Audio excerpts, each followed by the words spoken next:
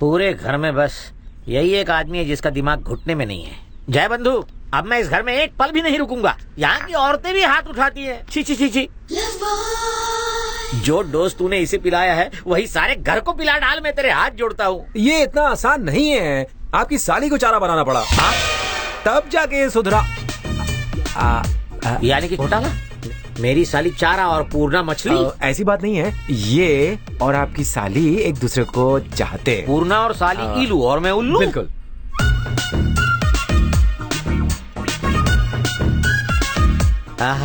मछली चारा निकल गई। साला ठरकी गुंडा कहीं का। अगर किसी को पता चल गया कि वो मेरी साली है तो? मैं हूँ ना अंकल। तुम हो ना? मैं बीज धार फंसे नैया हूँ, तुम खिवैया हो। नैया पार लगा देना। जीजी, जीजी, मैं खेत से आ रही हूँ। फातिमा ने जहर खा लिया है, उसे हॉस्पिटल लेकर गए हैं।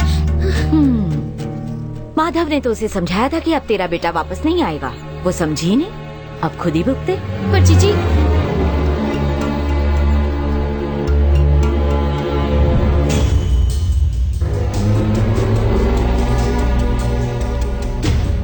हम लोग हॉस्पिटल चलते हैं, चलो।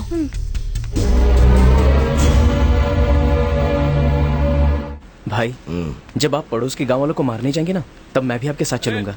अरे उस सड़क के नीचे आ तो पहले। कौन, मैं? हाँ तू। हाँ ठीक है। अरे जल्दी आना।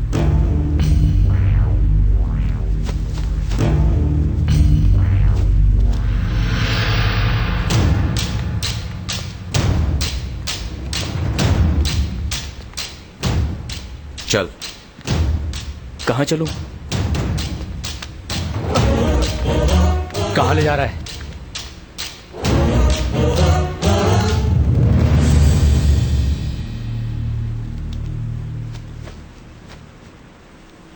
इसकी माँ ने जहर खाया है, वो हॉस्पिटल में भर्ती है।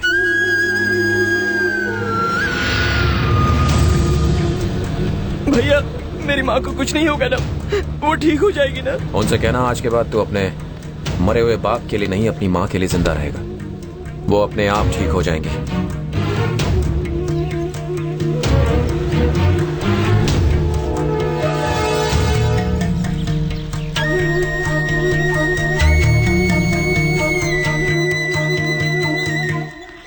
माँ,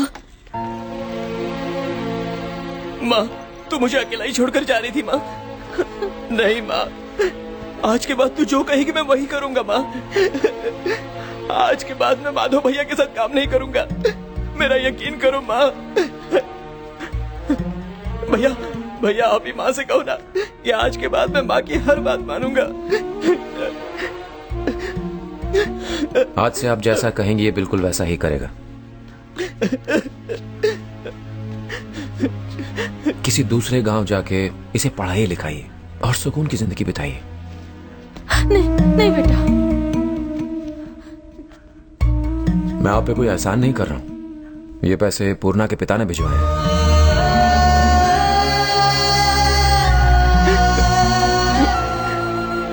माँ, दिल कर रहा है कि सीधा उड़कर तुम्हारे पास चलाऊं। नमस्ते। एक बात कहूँ, वो क्या है ना कि मेरे घर में सिर्फ एक ही सेल फोन है। फोन ट्राई कर करके मेरी उंगलियां दुखने लगी हैं। लेकिन ये 2 दिन से फोन से चिपका हुआ है। ये मेरी साली से क्या काम की बात कर रहा है? अंकल नया नया प्यार है, बात करने दो। आप जाके फोन मांगिए, दे देगा आपको। ठीक है। नहीं नहीं कुछ नहीं, मैं ट्राई करता हूँ, मैं ट्राई करता हूँ। दिल कर रहा है कि तुम्हें अपनी आगोश में लेकर अपने दिल से चिपकाए रखूं।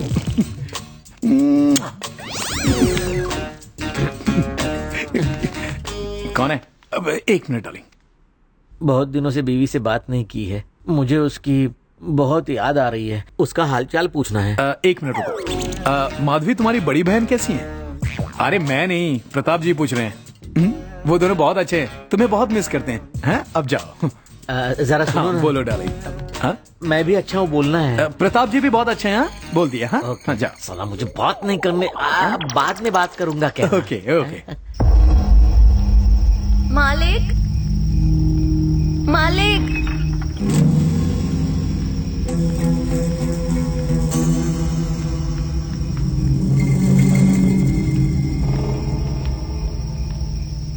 क्या हुआ? मुझे लगता था कि आप लोगों को दूसरों की बिल्कुल परवाह नहीं है, पर आप तो गरीबों के देवता हैं, उनके मसीहा हैं।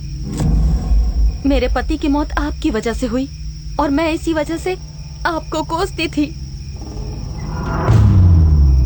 पर मैंने आपको और आपके परिवार को कोसकर बहुत गलत किया। अब मैं ये दुआ करती हूँ कि मेरी उम्र भी आपको लग जाए।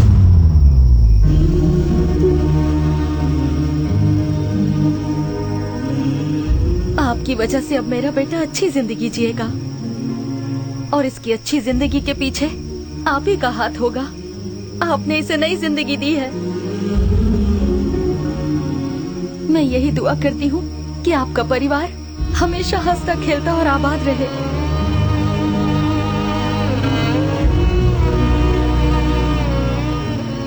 मैं अपने बाप के कातिलों से बदला लेना चाहता था। बदले की आग में मैंने अपनी माँ का कहना नहीं माना। मैंने कितनी बड़ी गलती की।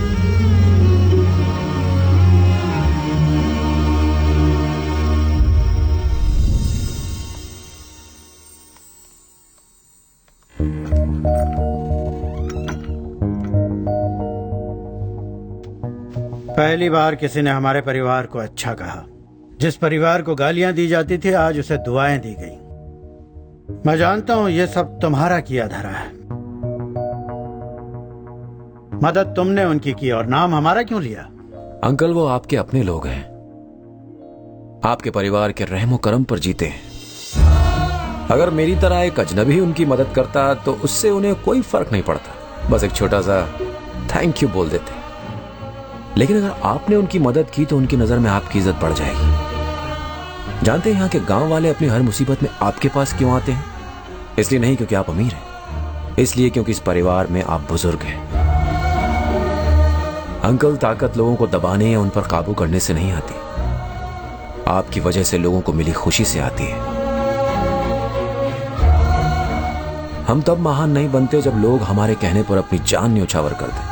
हम महान तब बनते हैं जब हम उनकी जान बचाएं जो हमारी खातिर कुछ भी कर सकते हैं।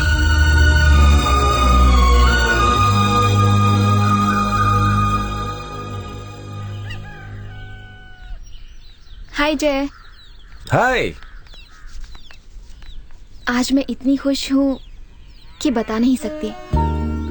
मैं तुमसे एक बात पूछना चाहती हूँ। सच सच बताना, तुम मेरे घर में आखिर आए क्यों? मैं इस गांव और इसकी खूबसूरती देखने के लिए आया हूँ। ठीक है, मैं खूबसूरती दिखाऊंगी, वो भी अपने गांव की। अच्छे से देखना। अच्छा बताओ, यहाँ से कैसा नजारा लग रहा है? वाह, सुपर्ब लोकेशन। हाँ, कितना अच्छा होता अगर तुम समझ पाते कि मैं किस खूबसूरती की बात कर रही हूँ। यहाँ देखो, कितना हरा भरा है ना? हाँ हाँ, बहुत खूबसूरत है। कितने हरे भरे खेत है ना? खेत? मैं तो कुछ और ही सोच रहा था। ब्यूटीफुल।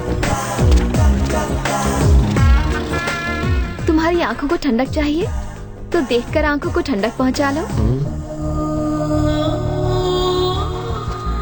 इस नदी के पानी से आंखों को ठंडक मिलती है। ओ हाँ, अच्छा है, अच्छा है। ये वाला हिस्सा देखो, कितना खुला खुला है ना? बस इस उपजाऊ जमीन पर पानी की जरूरत है।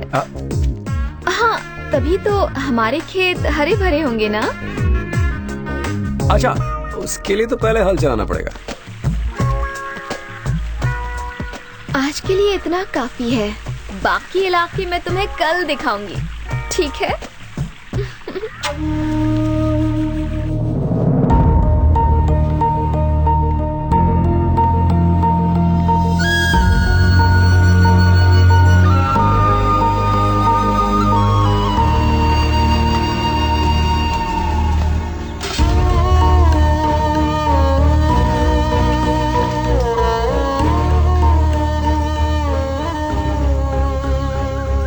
जी मालिक।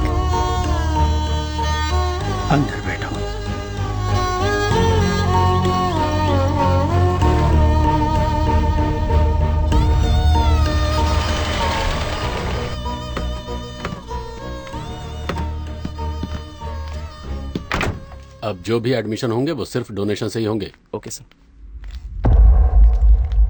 आप यहाँ आपने क्यों तकलीफ की? मुझे बुलवाते मैं आ जाता। ये हमारी बच्ची है, इसे समझाया था कि पढ़ाई लिखाई में कुछ नहीं धरा, लेकिन इसने मेरी बात नहीं मानी। पूरे जिले में अव्वल आई है।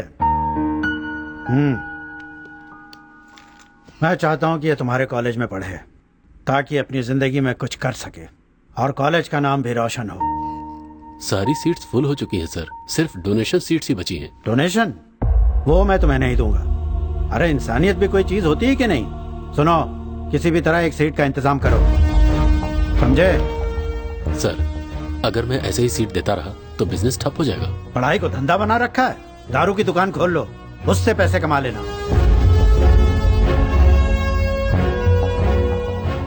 कल से ये पढ़ने के लिए यहाँ आएगी। इसे देखकर दूसरे और गरीब बच्चों की पढ़ने की इच्छा होगी। हर किसी के लिए मुझे यहाँ आने की जरूरत ना पड़े। बेटा, पढ़ो लिखो और आगे जाकर इसकी तरह बनो।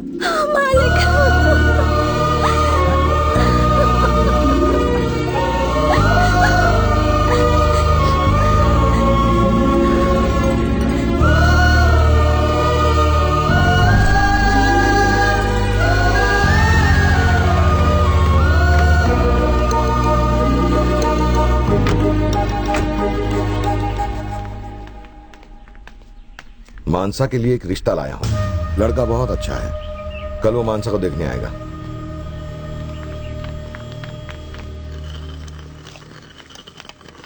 मैं शादी नहीं करूंगी, अभी मेरी उम्र ही क्या है। शादी करना तो हर लड़की का धर्म है, तुझे तो खुश होना चाहिए। आप भी कुछ नहीं बोलती हैं। आपको मुझसे प्यार है या नहीं? कम से कम मुझे बताना तो चाहिए था। मुझे खुद पता नहीं था, तुम्हारे चाचा ने अचानक सब तय कर दिया।